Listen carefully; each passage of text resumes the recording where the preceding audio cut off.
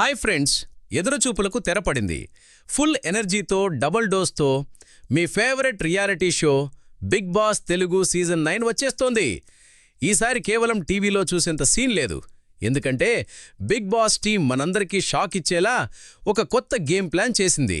Big Boss అంటే నాగార్జున, నాగార్జున అంటే big boss అన్నంతగా ప్రేక్షకుల మనసుల్లో ముద్ర వేశారు. అందుకే ఆయన రెమ్యూనరేషన్ కూడా మామూలుగా లేదు. ఈ సీజన్ కోసం నాగార్జున ఏకంగా 30 కోట్లు తీసుకుంటున్నారని వార్తలు వస్తున్నాయి. ఇది గత సీజన్తో పోలిస్తే 10 కోట్లు ఎక్కువని చెబుతున్నారు. ఇండియన్ టీవీ హోస్టులలో అత్యధిక పారితోషికం తీసుకుంటున్న వారిలో ఆయన ఒకరిని ఇది నిరూపిస్తోంది. ఈసారి బిగ్ బాస్ హౌస్లోకి డైరెక్ట్గా ఎంట్రీ లేదు. దానికోసం అగ్ని పరీక్ష అనే ఒక ప్రీ-షో జరుగుతోంది. చదరంగం కాదు, రణరంగమే. ఈసారి బిగ్ బాస్ ట్యాగ్ లైన్ ఇదే. ఈ ఒక్క మాట చాలు ఈ సీజన్ ఎంత కఠినంగా, ఎంత ఉత్కంఠభరితంగా ఉంటుందో అర్థం చేసుకోవడానికి. ఇక్కడ కంటెస్టెంట్లను ఒక ఇంటర్వ్యూలో అడగకుండా అడిగి, చెప్పకుండా చెప్పి 3 బ్యాడ్జీలు వస్తేనే నెక్స్ట్ లెవెల్కి పంపుతున్నారు. ఏకంగా 50 నిమిషాల పాటు కంటెస్టెంట్లను పిండేశారు.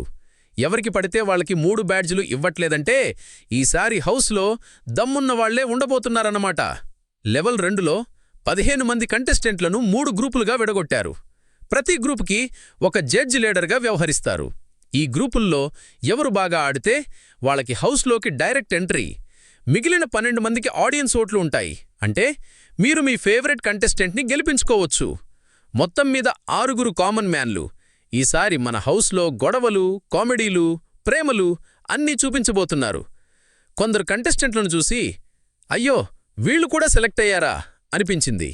మరికొందరు బాగా ఆడినా ఎలిమినేట్ అయ్యారు. అంటే బిగ్ బాస్ టీం కేవలం ప్రతిభనే కాదు, ఎంటర్టైన్మెంట్ యాంగిల్ కూడా చూస్తున్నారన్నమాట. బిగ్ బాస్ అగ్ని పరీక్ష, బిగ్ బాస్ 9 హౌస్లోకి వెళ్లడానికి కామన్ మ్యాన్ కంటెస్టెంట్లకు ఒక నిజమైన ఛాలెంజ్.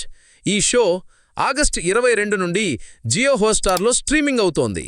ఈ సీజన్ గురించిన తాజా అప్డేట్స్ కోసం మా ఛానల్ను ఫాలో అవుతూ ఉండండి.